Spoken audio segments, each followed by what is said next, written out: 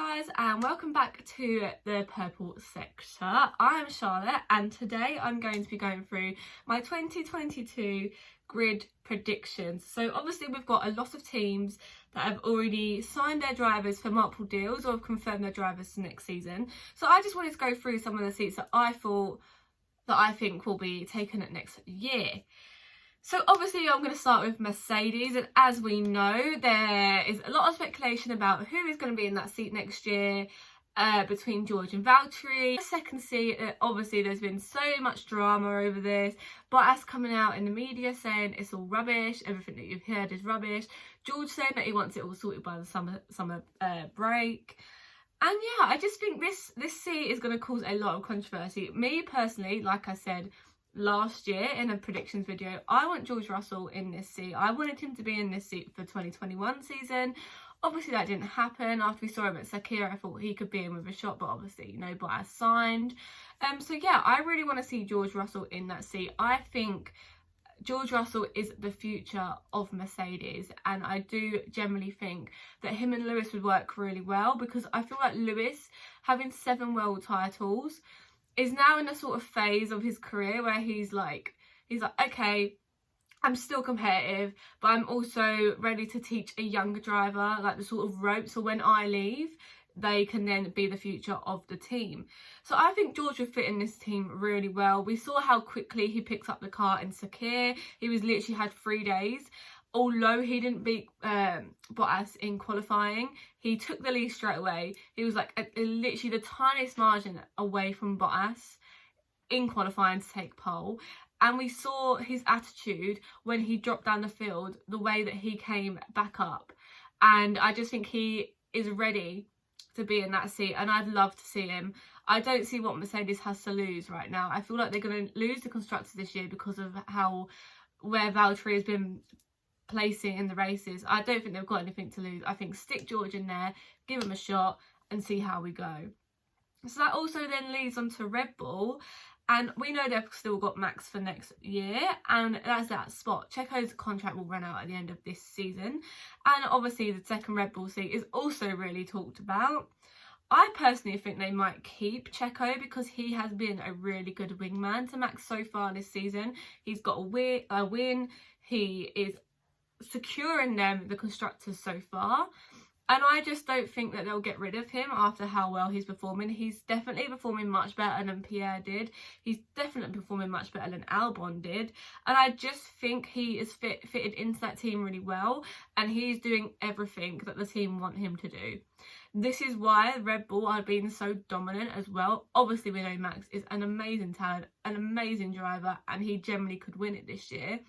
But he also has that backup and the second lot of points that they so needed, because we didn't see Alex Albon getting these big points every week, whereas Checo is really stepping up to the plate and is really getting the points that they need.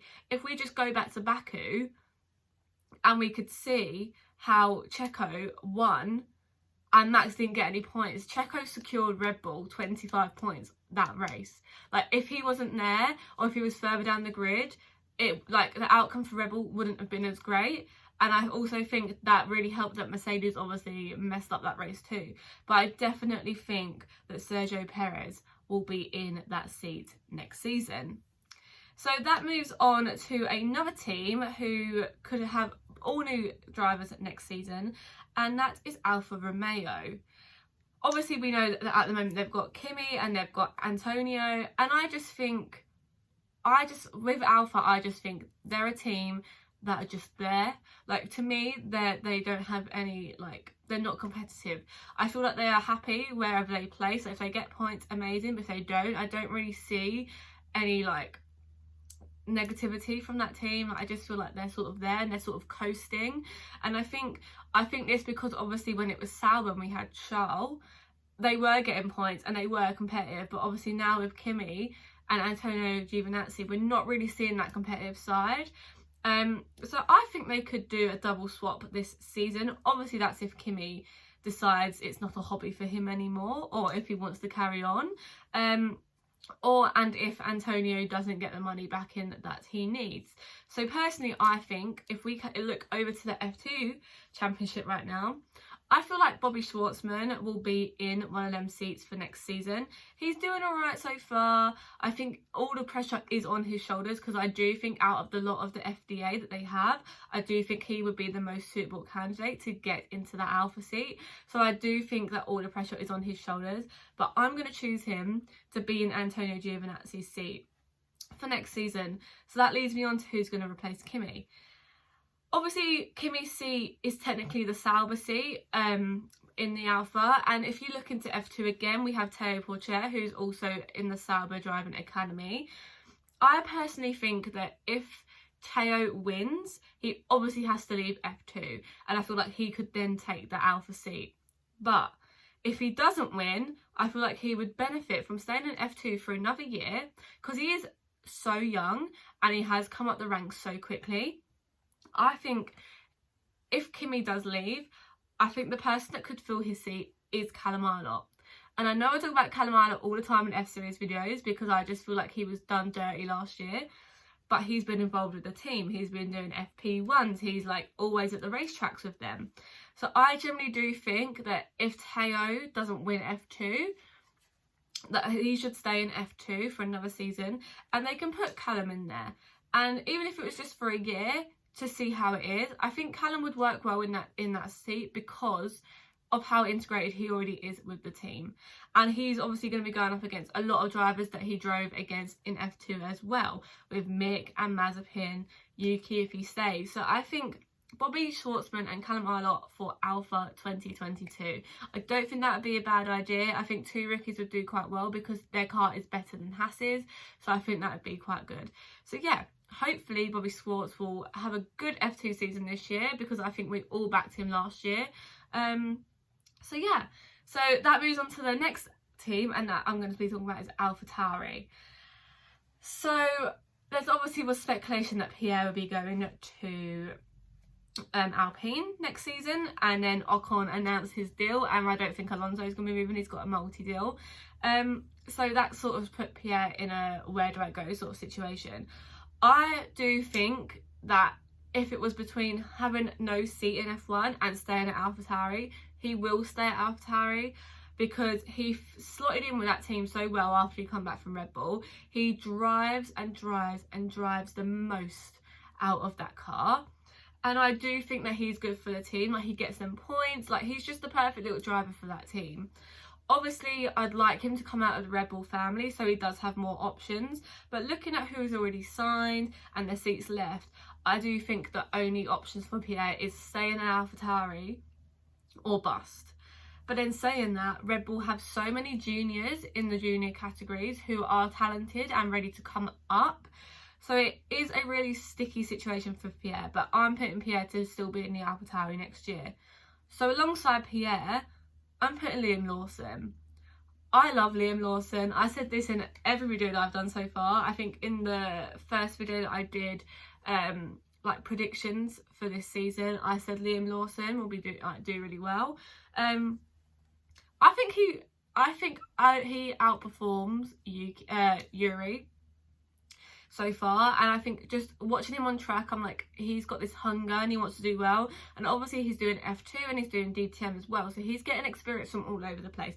He won his first DTM race, like, yes.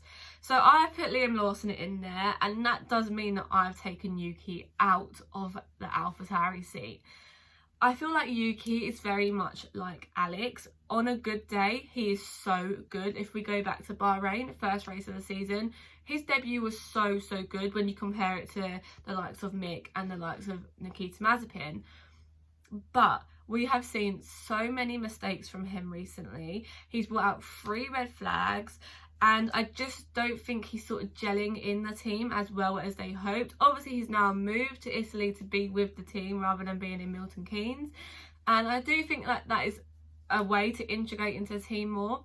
But his results are just not up to par. And I think, obviously, there's been quotes from Helmut Marko saying that he's not quite the driver that they want yet. And I just think if this carries on over the next couple of races, over the summer break, like the races after the summer break, I do think he would be in trouble of losing his seat. And I do think the closest person to take that seat would be Liam, because he is doing so well in F2. He's had some bad luck with penalties and like disqualifications, but he's driving so well, so I do think Liam would take that seat quite easily.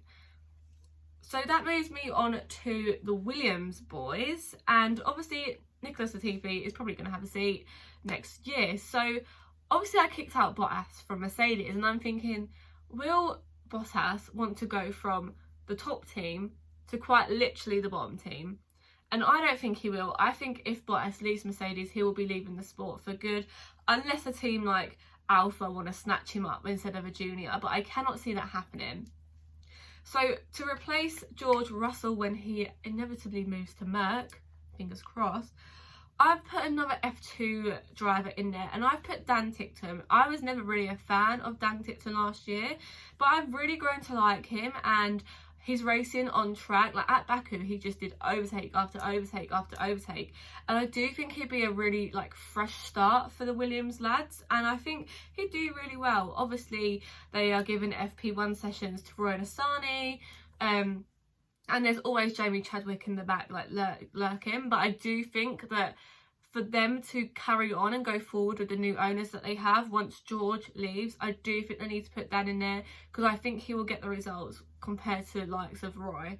So yeah, I do really think Dan will be in the 2022 Williams team. So fingers crossed that happens. Obviously there's a lot of teams that I haven't gone through, the likes of Aston Martin. Seb's on a motor year. It's most likely Lance is going to stay, so there's no point talking about that. Haas, obviously Nikita Mazepin basically owns the team, and Mick, I think Mick will be in there until Ferrari are ready to call them back up. Ferrari, I think they're obviously going to stick with Charles and Carlos because of their contracts, and now that Ocon has announced his latest deal, Alonso is still going to be alongside him. So yeah, let me know what you think in the comments below. Let me know if you agree with my comments and who I think is going to be in the 2022 grid, and let me know who you think a wildcard driver might be. Don't forget to give this a big thumbs up and subscribe down below. We are going to be regularly posting now, fingers crossed. So yeah, thanks for watching. Don't forget to subscribe and like, and I'll see you next time.